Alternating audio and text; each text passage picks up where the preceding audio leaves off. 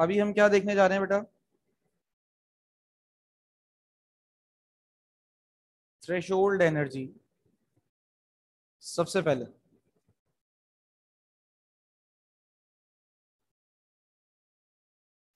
तो what is threshold energy?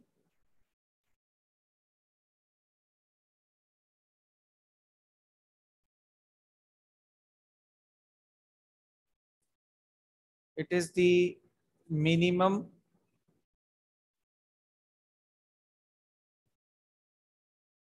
energy of the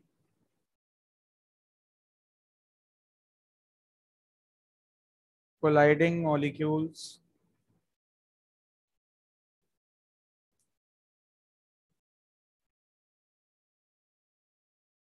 to form a product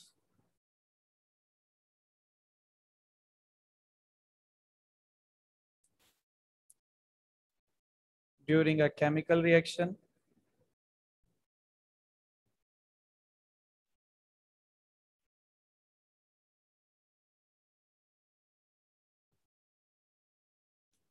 is called threshold energy.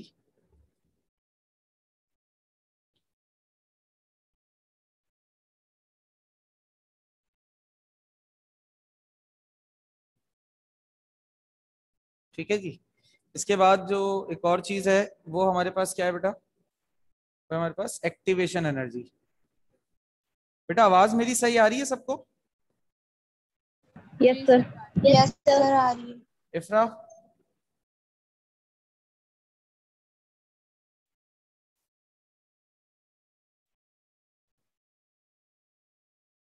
अच्छा जी, अगली बात है एक्टिवेशन एनर्जी या एनर्जी ऑफ एक्टिवेशन कहते हैं। सर वो समझ नहीं आई, वो समझा दीजिए। हाँ हाँ, वो मैंने समझाया नहीं है बेटा अभी। ये एक साथ इन दोनों डेफिनेशंस को, क्योंकि ये रिलेटेड है दोनों एक दूसरे से। बेटा इफ्रा माइक का इस्तेमाल कीजिए।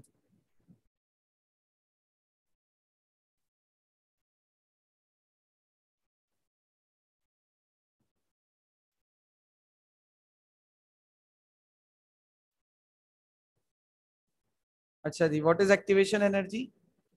The minimum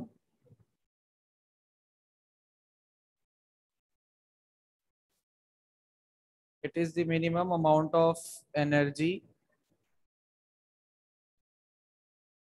required for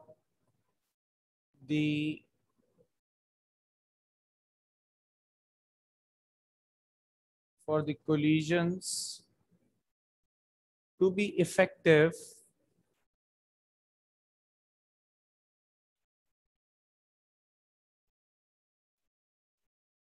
for the formation of product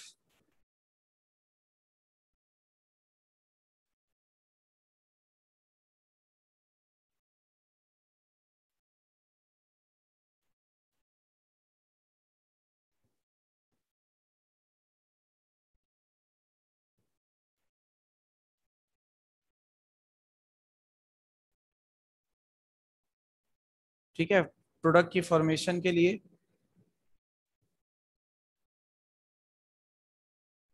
is known as activation energy. इसे हम एक्टिवेशन एनर्जी कह रहे हैं।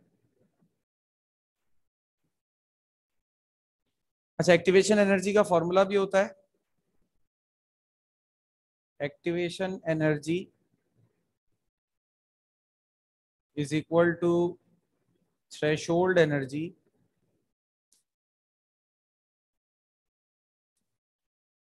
माइनस एवरेज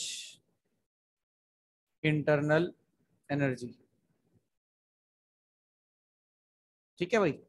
अब ये मैंने एक एक्सप्रेशन आपके सामने लिखी है। अभी तक मैंने इसको आपको एक्सप्लेन नहीं किया है, सही है। अब मैं इसको आपको एक्सप्लेन करता हूं और ये एक्सप्लेनेशन मैं आपको ग्राफ की मदद से दूंगा, ठीक है, ताकि समझना जरा आसान हो। इसको ग्राफ के जरिए ना बड़ा इजी हो जाता है इसको समझना, इन सारी डेफिनेशंस को। graphical representation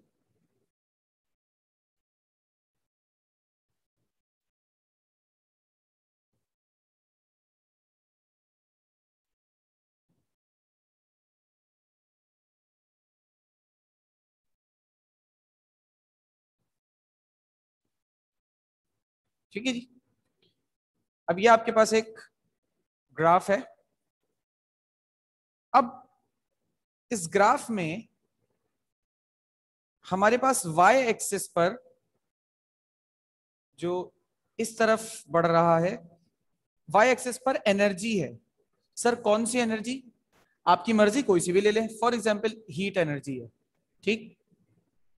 और y एक्सिस पर रिएक्शन प्रोसीड्स है, या रिएक्शन प्रोग्रेस जैसे आप कह सकते हो। रिएक्शन प्रोग्रेस से मुराद ये कि जितना ज्यादा आप एक्स एक्सिस पर आगे आओगे ना, उतना ज्यादा प्रोडक्ट फॉर्म होगा, और जितना आगे आप वाई एक्सिस पर जाओगे उतनी ज्यादा एनर्जी इस्तेमाल हो रही होगी। Getting my point? Yes sir. अब फॉर एग्जाम्पल मेरे पास एक सब्सटेंस है ए,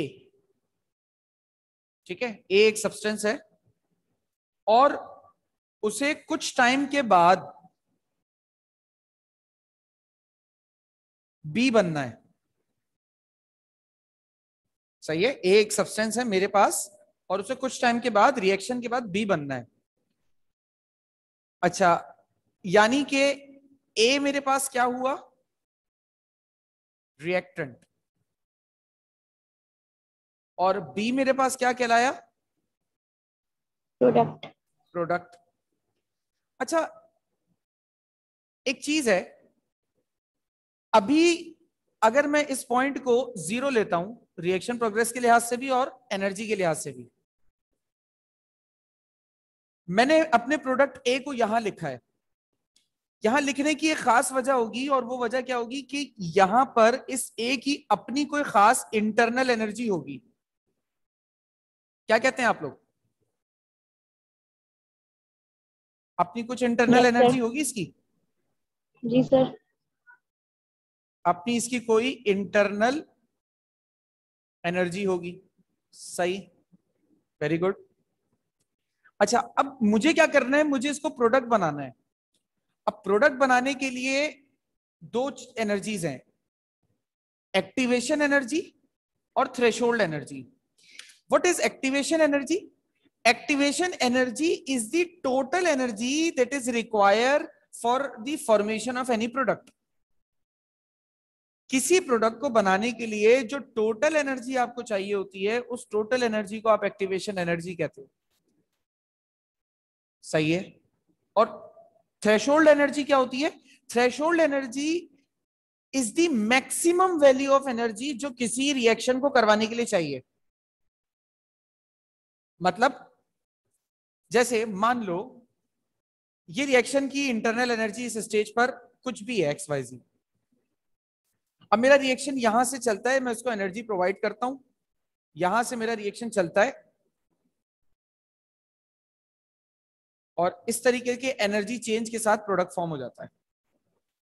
ठीक है। अच्छा जी, अब पॉइंट ऑफ इंटरसेप्शन देखिएगा।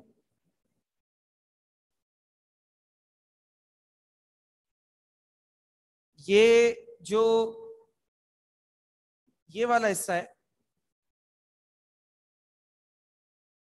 यहां से लेकर, सही है, यहां से लेकर इस टॉप तक आपने एनर्जी दी होगी कुछ ना कुछ।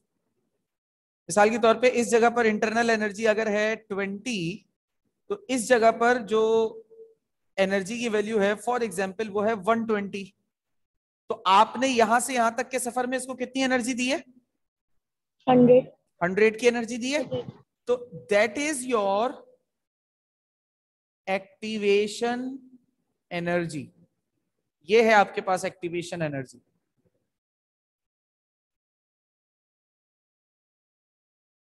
ठीक है, ठीक है सर। अच्छा, व्हाट इज थ्रेशोल्ड एनर्जी? ये टॉप वैल्यू है। ये टॉप वैल्यू दरअसल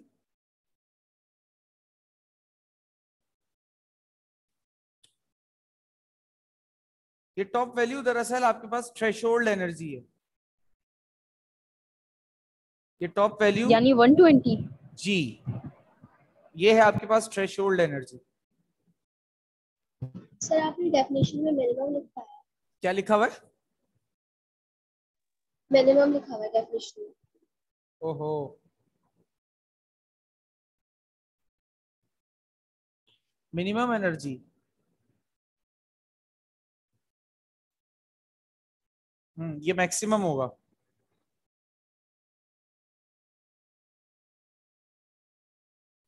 इसको मैक्सिमम कर लो। The maximum energy of the colliding molecules.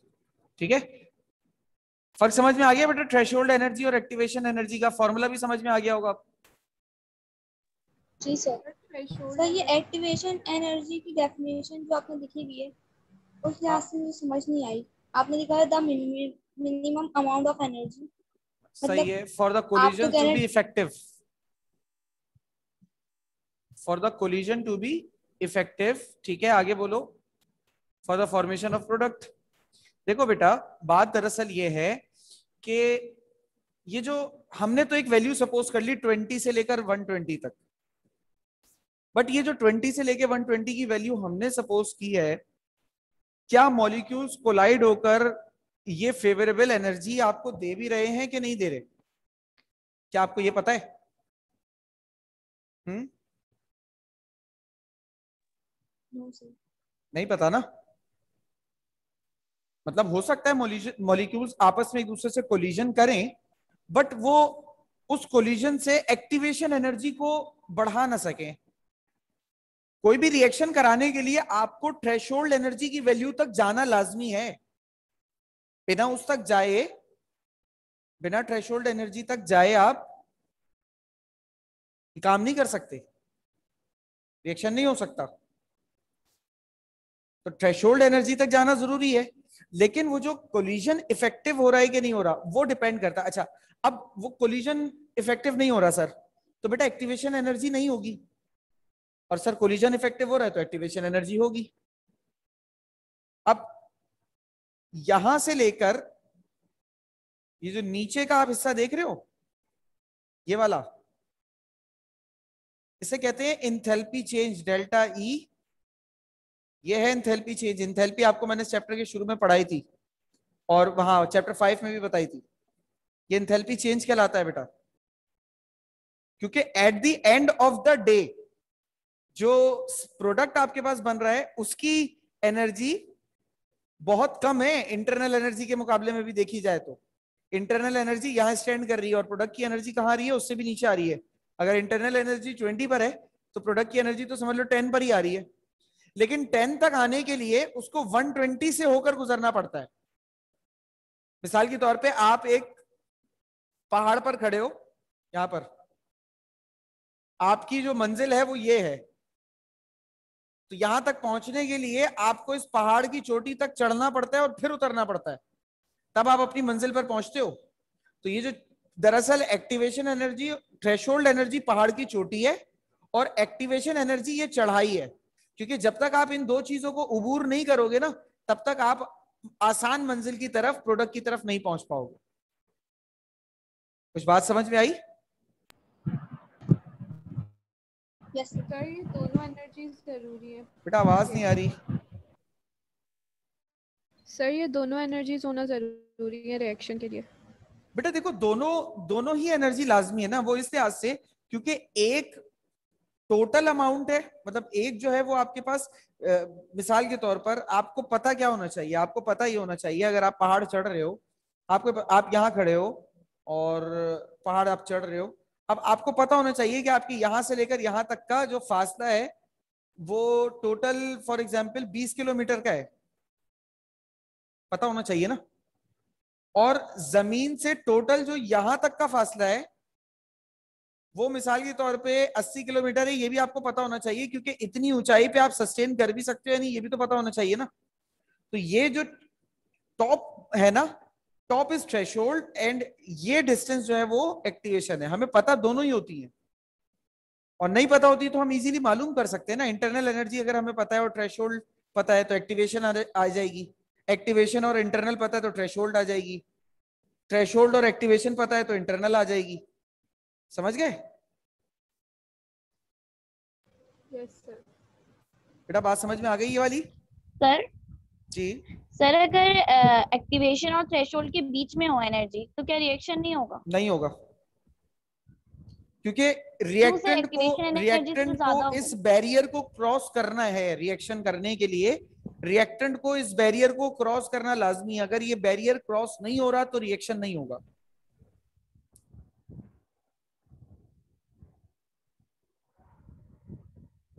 तो सर फिर एक्टिवेशन एनर्जी का क्या काम हुआ? एक्टिवेशन एनर्जी बेटा दरअसल वो टोटल एनर्जी है जो चाहिए आपको। देखो, अगर मिसाल के तौर पे इस मिसाल को ही ले लो ना, आपकी इंटरनल एनर्जी 20 है और थ्रेशोल्ड एनर्जी 120 है, आपको चाहिए कितनी?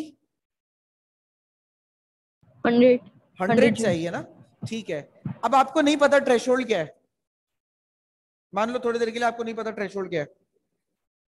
जब आपको थ्रेशोल्ड का इल्म नहीं है तो आपको कैसे पता चलेगा कि आपको एक्टिवेशन एनर्जी कितनी चाहिए?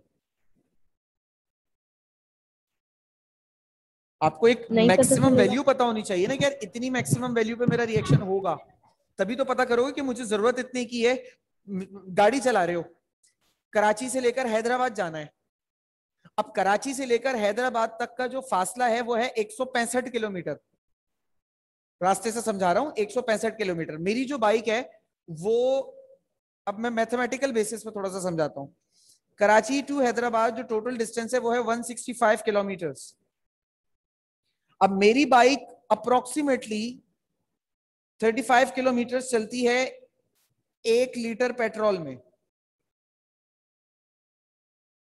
तो अगर मैं हैदराबाद जाना चाहता हूं तो मुझे कितने लीटर पेट्रोल डलवाना पड़ेगा? मुझे 165 को अगर मैं डिवाइड करूं 35 से तो क्या आंसर आएगा? कर लेते हैं डिवाइड भी। 165 डिवाइडेड बाय 35, 4.71। मुझे कितने लीटर पेट्रोल चाहिए? 4.71 लीटर पेट्रोल चाहिए। ये मेरी लाजमी रिक्वायरमेंट है। अब मुझे एक बात बताओ, अगर मेरी बाइक में पेट्रोल 4.71 लीटर की जगह 4.5 लीटर हो, पहुंच जाऊंगा हैदराबाद? शायद बाइक को लेटा नहीं सर। है सर, वो बाइक को गिरा विरा कर थोड़ी और चल जाती है ना। हो मुझे पता था ये पाकिस्तानी जुगाड़ तुम कहीं ना कहीं ले आओगे। बेटा, बाइक को गिरा विरा कर भी करने के लिए ना पेट्रोल तो टंकी में होना चाहिए ना। अब पेट्रोल में टंकी में पेट्रोल ही 4.5 लीटर डाला था आपने, अब गिरा लो, क्या करोगी? गिराने से पेट्रोल थोड़ी पैदा हो जाएगा टंकी के अंदर। बहुत ज्यादा है, बिल्कुल ही वो खत्म हो चुका है। मतलब बिल्कुल भी कोई आपके पास ऑप्शन नहीं है ना पेट्रोल का, इन शॉर्ट। तो आप हैदराबाद नहीं पहुंच सकते। तो ये जो दरअसल एक्टिवेशन एनर्जी ना, ये रिक्वायरमेंट है, ये फ्यूल है कि इतना चाहिए तभी आप मंजिल तक पहुंचोगे, वरना नहीं पहुंचोगे। और मंजिल तक सर मतलब ये है बस 20 से 120 तक जो पहुंचना है ना हमें, उसके लिए जो एनर्जी हम मतलब लगा रहे हैं वो एक्टिवेशन एनर्जी। बिल्कुल, 20 उसकी अपनी जाती पुरानी है, 120 तक पहुंचना है, बस ये चीज है। ठीक है? Yes sir. कोई सवाल, कोई Yes, sir. Confusion? No sir. चलिए फिर बाकी बात 7:10 पे क्लास स्टार्ट करूंगा। अल्लाह हाफिज।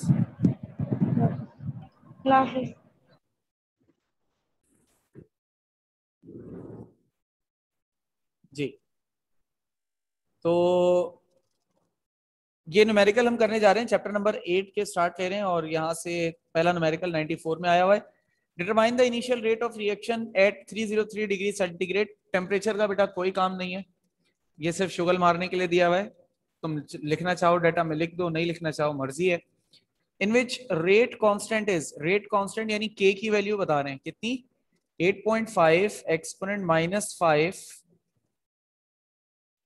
DM cube upon mole dot second. वैसे रेट कांस्टेंट की यूनिट ये नहीं होता, वो होता है मोल पर डीएम क्यूब सेकेंड होता है। अब यहां पर ये मैंने सवाल में क्यों लिखा हुआ है मुझे नहीं पता, इसको सही कर देता हूं, या इसका यूनिट का फैसला ना एंड में करते हैं, हो सकता है कुछ मसला हो। देख लेते हैं एक नजर, कोई मसले वाली बात नहीं है इसमें। वैसे तो इसका यूनिट यही होना चाहिए, मोल पर डीएम क्यूब इनटू सेकंड, लेकिन पता नहीं क्यों ऐसा लिखा है, क्या पता कोई वजह ही हो। तो सवाल के एंड तक हमें समझ में आ जाएगा। अच्छा, इनिशियल कॉन्सेंट्रेशन क्या दी हुई है?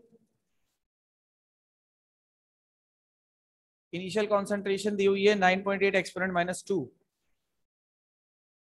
रिएक्टेंट की, और ये रहा रिएक्टेंट 2NO2, ठीक है।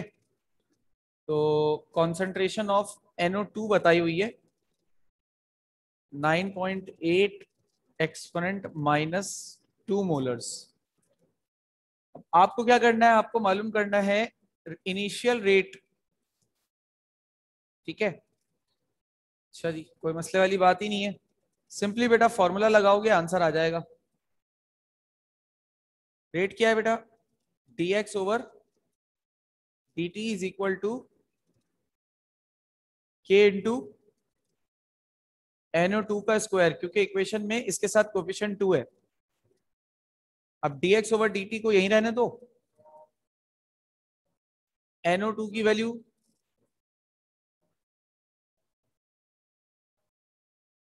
k की वैल्यू लिखो 8.5 exponent minus 5 multiply by NO2 की वैल्यू 9.8 एक्सपोनेंट माइनस 2 का स्क्वायर। बेटा इन दोनों को सॉल्व करके आंसर बताओ। सॉल्व करके बताना, ये नहीं कि ऊपर से देख के बता दिया।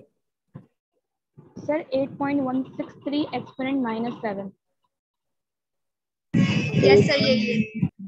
एक्सपोनेंट माइनस क्या रहा है? 8.163 एक्सपोनेंट माइनस 7।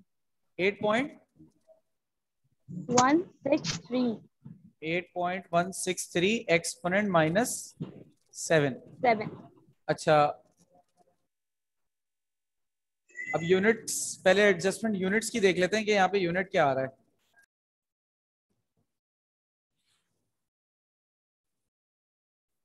अच्छा जी, ये आपके पास एक रिएक्शन हो रहा है इथाइल क्लोरोकार्बोनेट का। Find the value of rate constant. Rate constant की वैल्यू मालूम कीजिए, यानी के बताना है इसमें। When initial concentration of ethyl chlorocarbonate, initial concentration इसकी दी हुई है इथाइल क्लोरोकार्बोनेट की, कितनी बताई हुई है? 0.25 मोलर। इसको आप मोल पर डीएम क्यूब लिख लो, क्योंकि जब आप न्यूमेरिकल सॉल्व करोगे ना तो इजीली आप यूनिट्स को मैनिपुलेट कर सकते हो। And the initial rate of reaction is, rate of reaction से मुराद dx ओवर dt की वैल्यू दी हुई है बेटा 3.25 एक्सपोनेंट माइनस 4, और ये है मोल पर डीएम क्यूब इनटू सेकेंड्स, ठीक है।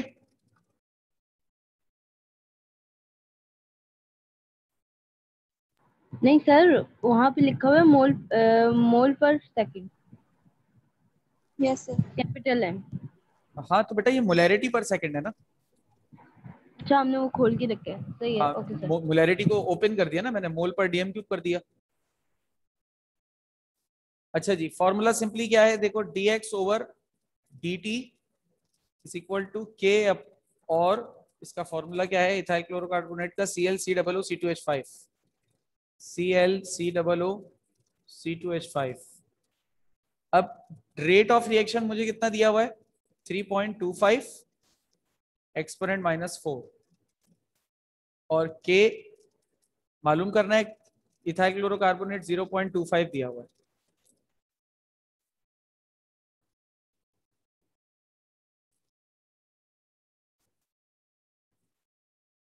अब k की वैल्यू क्या आ रही है? 3.25 एक्सपोनेंट माइनस 4 डिवाइडेड बाय 0.25। दोनों को डिवाइड कीजिए, आंसर बताइए बेटा। 1.3 सर 1.3 एक्सपोनेंट माइनस 3। 1.3 एक्सपोनेंट -3। जी सर। Yes sir. ठीक है, अब यूनिट्स देख लेते हैं। तो dx/dt का यूनिट आ रहा है मोल पर डीएम क्यूब इंटू सेकेंड, और इथाइल क्लोरोकार्बोनेट जो इससे डिवाइड हो रहा है उसका यूनिट आ रहा है मोल पर डीएम क्यूब।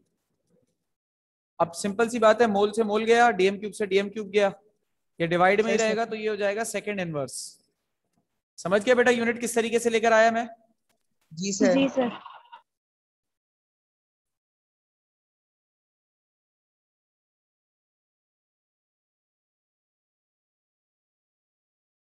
बेटा यूनिट समझ में आया किस तरीके से आया? जी sir. Yes sir. Yes sir. जी sir.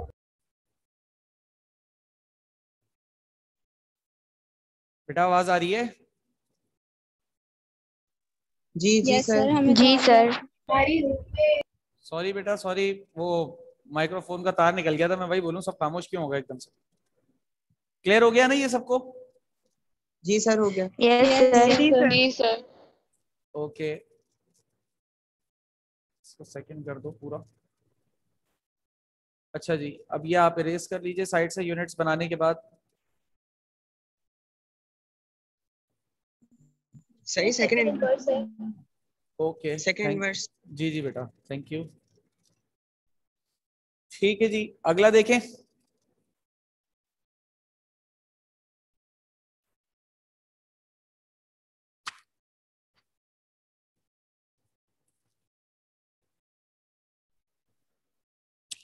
The rate constant for the decomposition of nitrogen dioxide, इस नाइट्रोजन डाइऑक्साइड के डिकम्पोज होने का जो रेट कांस्टेंट बता रहे हैं वो क्या बता रहे हैं? ये बता रहे हैं 1.8 एक्सपोनेंट -3 रेट कांस्टेंट, यानी के की वैल्यू बता रहे हैं बेटा। 1.8 exponent -3. What is the initial rate when the initial concentration is? यानी कि आपको dx/dt बताना है, और जबकि concentration of NO2 जो दी जा रही है आपको वो 0.50 मोलर्स दी जा रही है। सर ये dx और अपॉन dt को हम रेट भी लिख सकते हैं? बेटा लिख तो सकते हैं, लेकिन हमारे चूंकि ना कोर्स में dx/dt करके लिखवाया गया है, तो इसलिए हम इस तरीके से लिख रहे हैं। बेहतर है कि आप dx/dt लिखें ताकि आपको याद रहे, वरना रेट में अक्सर बच्चे जो है ना भूल जाते हैं कि मतलब हम रेट का मतलब क्या है। जैसे अभी यहाँ पे अगर dx/dt हम कहते हैं तो आपके जहन में एक बात रहेगा कि dx means change in concentration and dt means change in time. तो इन दोनों चीजों के चेंज को एक दूसरे से डिवाइड करेंगे तो हमारे पास रेट आ जाएगा। ठीक है ना? तो ये इस वजह से हम ऐसा कर रहे हैं।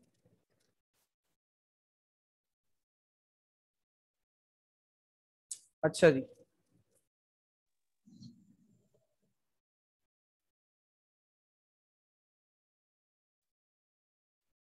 ये हो गया dx/dt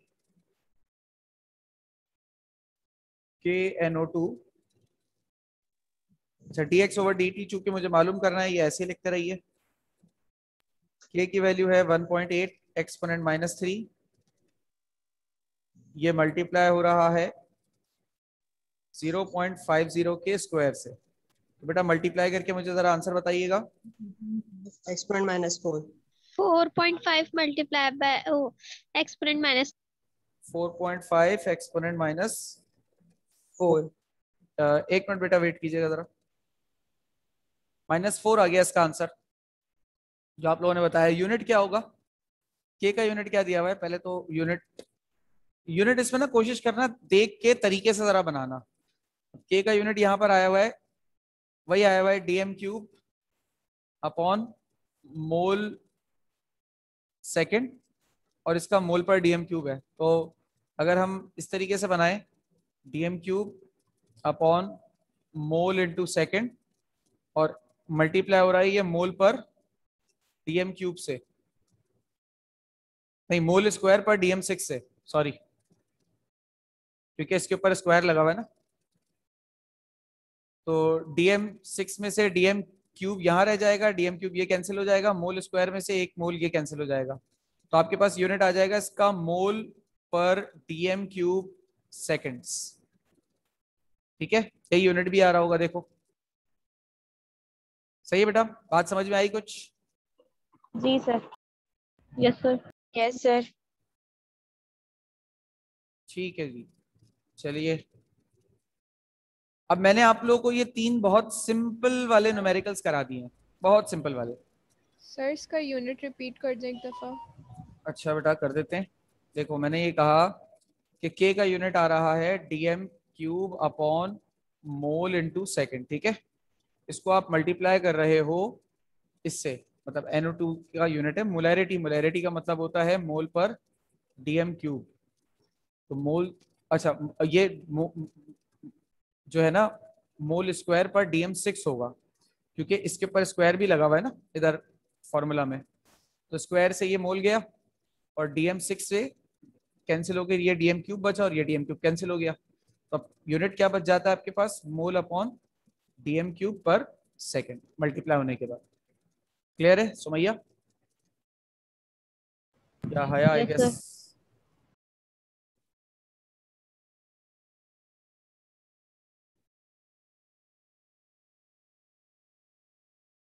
तो ये हमारे पास हो गए कुछ इसके न्यूमेरिकल्स, बहुत सिंपल वाले जो 2-3 थे।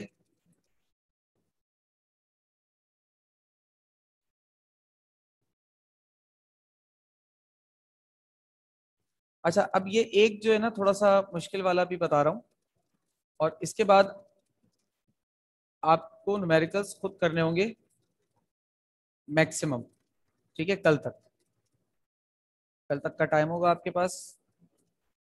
चलिए अब देखिए किस तरीके से होगा।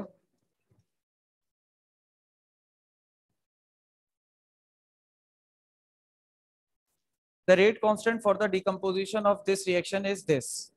Rate constant यानी k की वैल्यू दे रहा है 1.8 एक्सपोनेंट -3 dm क्यूब अपॉन मोल इनटू सेकेंड्स। नहीं बेटा टेम्परेचर का कोई काम नहीं है। Write down the rate expression, rate expression लिखिए सबसे पहले। Find the initial rate when the initial concentration of NO2 is, NO2 की जो इनिशियल कॉन्सेंट्रेशन आपको दी जा रही है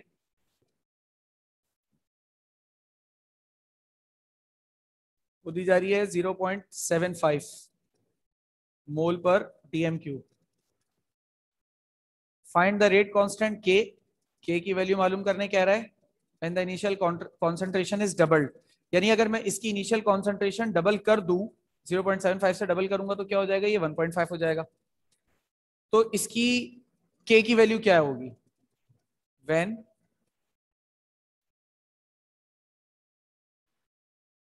NO2 इज डबल्ड। मैं यहाँ पे लिख देता हूँ, कंडीशन में लिख देता हूँ कि भाई NO2 को अगर हम डबल कर दें तो k की वैल्यू बतानी है और रेट एक्सप्रेशन लिखना है।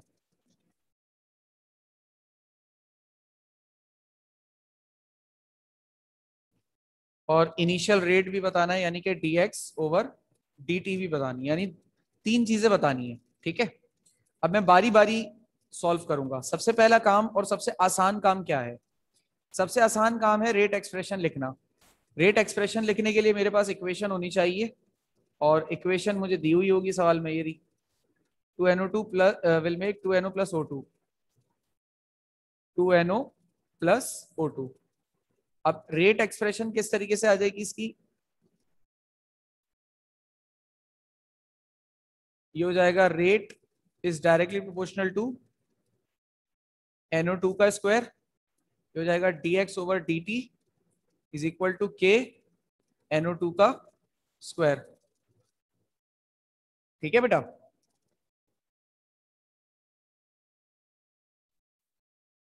Yes sir. बेटा डबल का मतलब 0.75 को 2 से मल्टीप्लाई करके डबल करेंगे। खैर अभी जब उस पर आऊंगा तो बताऊंगा, ठीक है। तो ये आ गया हमारे पास पहला आंसर जो हमें चाहिए, जो हमारी रिक्वायरमेंट थी, उसकी पहली चीज हमने फाइंड आउट कर ली है यहाँ पर।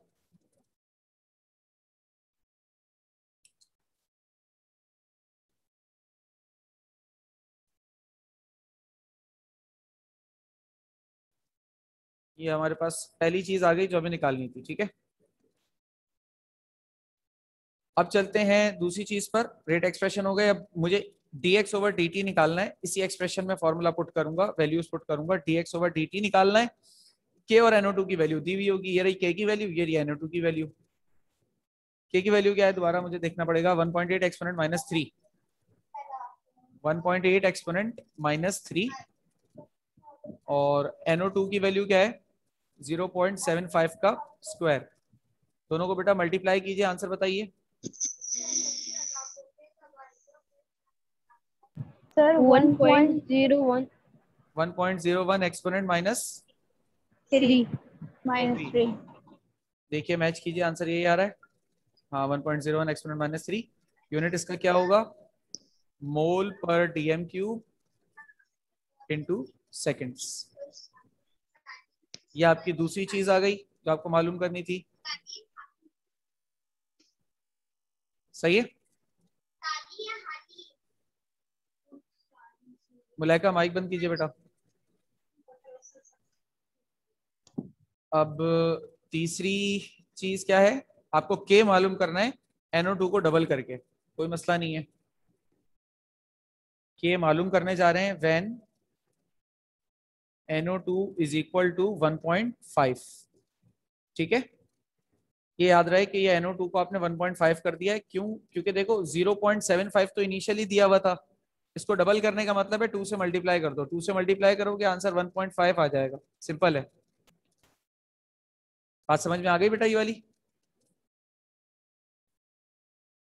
Yes sir. Yes sir.